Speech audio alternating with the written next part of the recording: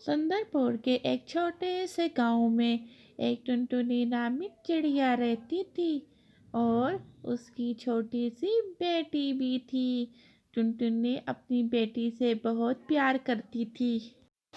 टुनटुनी ने जंगल में एक सौतेली माँ को अपनी बेटी के साथ बहुत जुल्म करते हुए देख लिया होता है। उसके बाद टुनटुनी बहुत डर जाती है। फिर वो लूसी कबूतर से कहती है, अरे लूसी कबूतर, क्या आप मेरे मरने के बाद दूसरी शादी तो नहीं कर लेंगे? अरे टुनटुनी, तुम ये क्या बात कर रही हो? मैं ऐसा क्यों करूँगा? अरे मेरे पति, मैंने आज जंगल में एक सौतेली माँ को देखा है जो बहुत जुल्म करती है मेरी अपनी सौतेली बेटी पे।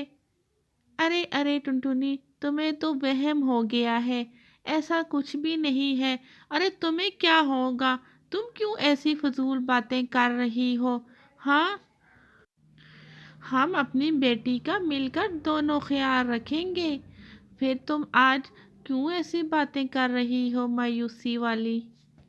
अरे लूसी कबूतर, मैं आज बहुत डर गई हूँ उसकी हालत देखकर। और फिर वो अपनी बेटी को नदी में फेंक देती है। ये देखकर मैं सौतेली माँ से बहुत डर गई हूँ। अरे टुनटुनी, तुम्हें तो वहम हो चुका है। मैं जा रहा हूँ भोजन की तलाश में जंगल में और जल्दी ही वापस आ जाऊंगा। ठीक है, आप जाएं और जल्दी वापस आ जाना। मेरा आज बहुत दिल घबरा रहा है। अरे टुनटुनी, कोई बात नहीं, कुछ भी नहीं होता। ये कहकर लूसी कबूतर जंगल में भोजन की तलाश में निकल जाता है। टुनटुनी का दिल बहुत उदास हुआ होता है और कहती है, हमारे पति हमारे लिए कितनी मेहनत करके हमारे लिए भोजन लाते हैं। फिर शाम को लूसी कबूतर भोजन के साथ घर आ जाता है। कुछ ही दिन बाद टुनटुनी बीमार पड़ जाती है और उसकी बेटी कहती है, मम्मा, आपको क्या हो गया है? आप पूरा दिन सोई रहती हैं। अरे अब मुझसे प्यार भी नहीं करती, मुझसे बातें भी नहीं करती। मम्मा क्या हो गया? अरे बेटा, मुझे बुखार है, कोई बात नहीं, ठीक हो जाऊंगी।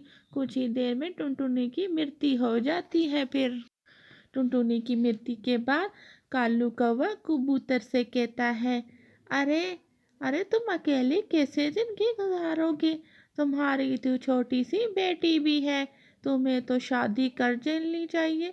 मेरी नज़र में एक बहुत अच्छी चिड़िया है। तुम क्या कहते हो तो मैं तुम्हारी शादी उससे करवा देता हूँ। हाँ हाँ, करवा दो। फिर कालू कौवा लूसी कबूतर की शादी करवा देते हैं। बड़ी धूमधाम से शादी होती है। दुल्हन घर ले आते हैं और कबूतर दुल्हन से कहता है, मैंने अपनी बेटी के लिए शादी की है और तुमने मेरी बेटी का बहुत ख्याल रखना है। ये अभी छोटी है, इसकी माँ मर गई है। हाँ हाँ, क्यों नहीं मेरे पति, मैं ज़रूर इसका ख्याल रखूँगी। हाँ, अच्छी अच्छा, मुझे शिकायत का मौका मत देना। ठीक है, मैं कभी आपको शिकायत का मौका नहीं दूंगी। वो दुल्हे राजे को बहुत तसल्ली देती है और फिर कबूतर खुश हो जाता है कि मुझे अब अपनी बेटी की बिल्कुल फिक्र नहीं, अब इसे मेरी बीवी संभाल लेगी।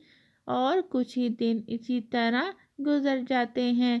सौतेली माँ टुनटुनी से सारे घर के काम करवाने लगती है। अरे काम चोर कहीं की, घर में पूरा दिन पड़ी रहती है, कोई काम ही ढंग से कर लिया कर। अरे माँ, मैं सारे काम तो करती हूँ। अरे कौन से काम तुम अच्छे से करती हो? अभी सफाई तुमने बिल्कुल अच्छी नहीं की, सारा घर गंदा पड़ा हुआ है। इस तरह उसे हर काम में टोकती रहती है। एक दिन टुनटुनी की बेटी बीमार पड़ जाती है। अरे तुम तो पूरा दिन सो ही रहती हो, उठ के घर के कोई काम ही कर लो। माँ, मुझे आज बहुत बुखार है, मेरी तबीयत बिल्कुल ठीक नहीं है। ये कहते हुए सुतेली माँ डंडा लेकर उसे मारने लग जाती है। कामचोर कहीं की, पूरा दिन बिस्तर पर लेटी रहती है, कोई काम भी ढंग से नहीं करती है। आज तेरी पिटाई होगी तो तुम बिल्कुल सुधर जाओगी। लूसी कबूतर किसी काम से घर आना पड़ता है। घर आकर क्या देखता है, उसकी पत्नी तो टुनटुनी की बेटी को मार रही होती है। अरे ये क्या कर रही है, मेरी बेटी को क्यों मार रही थी। अब मैं तुम्हें माफ़ नहीं करूँगा, तुम मेरे घर से निकल जाओ। मुझे क्या पता था तू मेरे पीछे मेरी बेटी को ही मारती है। मैंने तुम्हें इसलिए लाया था।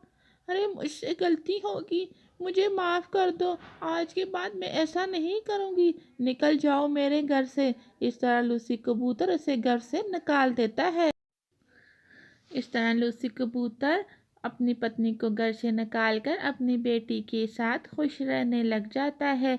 तो हमें इस कहानी से ये सीख मिलती है कि हमें बच्चों पर बिल्कुल जुल्म नहीं करना चाहिए, उनका बहुत ख्याल रखना